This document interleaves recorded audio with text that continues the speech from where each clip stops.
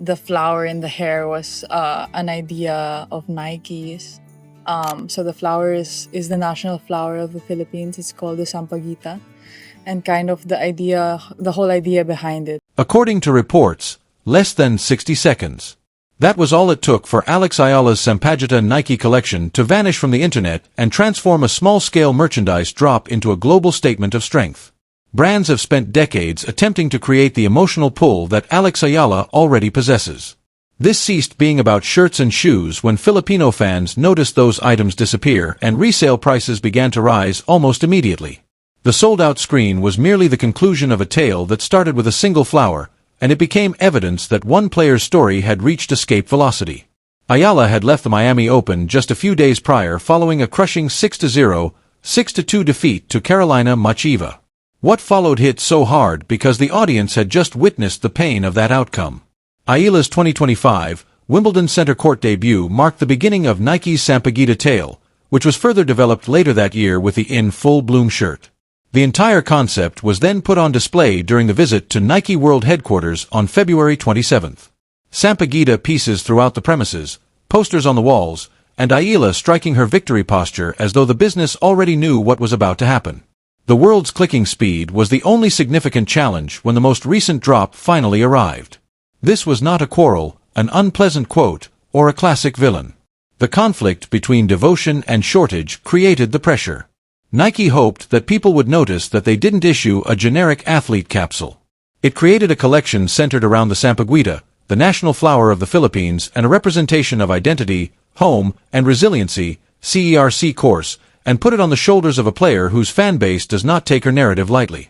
They wear it as their own, claim it, and defend it. This commercial conflict was so illuminating because of this. Items trickle out when a limited run meets a regular market. Shelves don't empty when a limited edition meets a community that identifies with the design. They fall apart.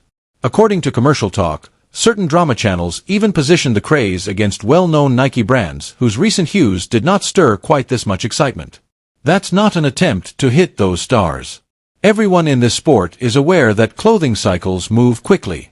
However, the analogy still makes sense because it reveals the true location of the energy. Additionally, Alex Eala had the energy in late March of 2026. Long before this sellout, the first sign appeared. Eala received a personalized Sampaguita hair tie from Nike for her center court debut at Wimbledon in 2025. On one of the most famous tennis stages, one flower, one cultural landmark, and one detail. Eala gave her own explanation of why it was important. First of all, simply having anything that reminds me of my origins, my nation, and my culture was quite meaningful to me. My origins are what make me unique. My nation's flower, the Sampaguita, serves as a constant reminder of my origins. Decorative branding is not what that is. That is an athlete who refuses to distinguish between identification and performance, bringing national memory onto the floor. It was never a coincidence that she had a flower in her hair. It served as the starting point. The seed originated from that Wimbledon detail. By July 2024, the narrative had shifted from symbolism to demand when the Nike Bayou in Full Bloom Sampaguita t-shirt, created by Manila-based artist Georgina Camus, debuted in the Philippines and swiftly sold out. This is significant since it showed a pattern rather than an anomaly. The shirt demonstrates that consumers are willing to purchase the tale rather than just observe it from a distance, after the hair tie first piques their interest. Movements announce themselves in this way. Repetitive conduct, not a single infectious event. The individuals who initially responded favorably to Eala's cultural message returned with their wallets. You were more astute than the industry at the time if you thought the Sampaguita was growing beyond a one-time Wimbledon adornment. Eventually, the market caught up to what ardent devotees had previously witnessed. Nike provided proof in July 2025. Nike announced their aim on February 27, 2026. The treatment was unavoidable when Eala arrived at the Nike World Headquarters in Oregon. Special edition shoes, career posters, a dedicated Sampaguita shirt display, and the picture that brought it all together. In front of a memorial to her own ascent constructed by the corporation, Eala recreates her famous winning celebration. A press release was not necessary for witnesses to comprehend the message. Social media posts, lifestyle pieces, and BSCBN coverage all led in the same direction. She wasn't being treated by Nike like a local athlete.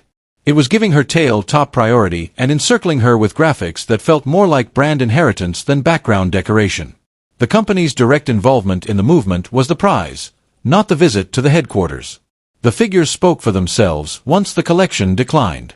The most recent Sampaguita-themed drop of shirts, shoes, and accessories sold out in less than 60 seconds, according to resale data. Tennis content producers and fan tracking. There was an increase in traffic. The listings went dark. Pieces started to show up at about 3 times the retail price on secondary markets. The link will go up on Monday. Inventory was gone in a matter of seconds. The resellers are already circling after only a few minutes. Passive interest is not what that is. That is the need for flash floods. Put yourself in the position of anyone who continues to label this hype. You are witnessing a limited collection associated with a 20-year-old Filipino athlete disappear at a rate often associated with international fashion partnerships and the introduction of megastar sneakers. Right now, when her on-court career is still developing in real time, not following a Grand Slam victory or a year-end #1 finish. There is a huge implication. Her narrative is already making enough money to compel the rest of the sport to take notice. And once those pieces were sold, the story reached its emotional climax, in the hands of the people, exactly where it had always wanted to. Social media was inundated with pride postings, celebration edits, and screenshots of sold-out events from fans throughout Asia and the Filipino diaspora. One thing was evident: resellers moved quickly. A larger one was revealed by the fan response. This was recognition, not just business. The nation's flower had evolved from a symbol of the court to something that the entire world desired to possess, flaunt, and pursue. That's why the sellout was so important. It didn't take authorization from a marketing department for the audience to sense that Eala represented anything greater than ranking points. They were present when the shirt moved, when the hair tie made its debut, and when the most recent drop practically disappeared. The tennis world as a whole had to face what her fans already knew. Alex Eala is not following a fad. One is being driven by her. Now include Nike, the one voice in this narrative whose support surpasses that of everyone else. The company that transformed a unique Wimbledon detail into a more comprehensive visual language has been with Eala since she was a teenager. Her cultural experience was handled as premium brand material rather than niche storytelling, and the firm that welcomed her into its world headquarters created Sampaguita displays centered around her image. Additionally, Nike's communication was remarkably clear. Like the Sampaguita flower, Alex Eala is a lifelong learner. A country behind her. At this level, brands do not casually distribute identity-rich content, therefore that assertion is important. They test it, safeguard it, and save it for athletes whose narratives are compelling to consumers. Nike is confirming the precise emotional reality that fans have been yelling for months when it portrays Eala as both a contender and someone with the support of her country. The commercial machine is no longer watching with caution. It has made a decision. The headline is the instant sellout. What it suggests about the future of women's tennis is the deeper transformation. The most well-known brands and the most familiar markets have been the focus of premium brand heat in the sport for many years. Somewhere else, Eala Sampaguita lost points. It demonstrates how an athlete from a developing tennis nation who carries a genuine cultural emblem can create premium demand strong enough to cause supply distortion in real time. That isn't a seasonal side tale. The timing is important since it is a blueprint of the future. Charleston, Stuttgart, and Madrid are set to serve as the following venues for the clay swing, where fans, advertisers, and cameras will track not just Eala's performance but also how loudly her presence lands. Rome and Roland Garros follow, where a player with this kind of cultural momentum can make every court appearance into a brand event before the ball is even hit. This is the prediction that can be justified. Nike won't be able to limit the Sampaguita to a single novelty moment if Eala continues to be relevant on the court. Since the present desire has already shown that the ceiling is too low, expanded releases, deeper customization, or wider geographic rollouts become the obvious next step. The tale did not end with what transpired in late March. Everyone in her immediate vicinity felt more pressure to dream bigger as a result. That doesn't change the reality of tennis. Muchova defeated Eala 6-0, 6-2 on March 23 in Miami. Indian Wells had already given Linda Noskova another tough scoreline prior to that. These outcomes are true and should be included in the narrative. What important is what the fallout showed. Ella did not disappear into shame, and her neighborhood did not use one difficult evening as an excuse to retreat. In a matter of days, the discussion surrounding her name had changed from being a painful scorecard to a cultural statement. That isn't denial. It's a matter of perspective. The losses are still a part of the ascent. However, they are no longer able to specify the complete frame.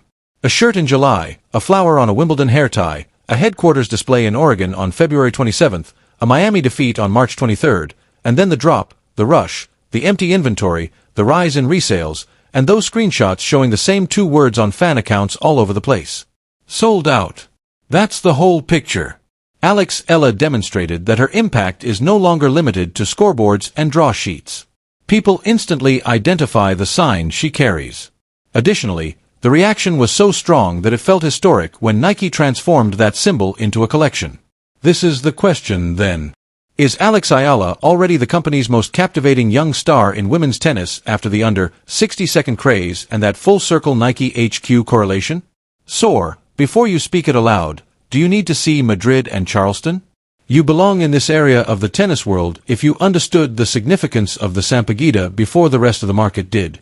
Fans who recognize the warning signals early will follow each new installment on this channel, so please subscribe and stick around. The internet might not last from the next tournament admission to the following drop. The individuals who comprehend what Alex Eala stands for should be aware that this tale is progressing too quickly for casual attention.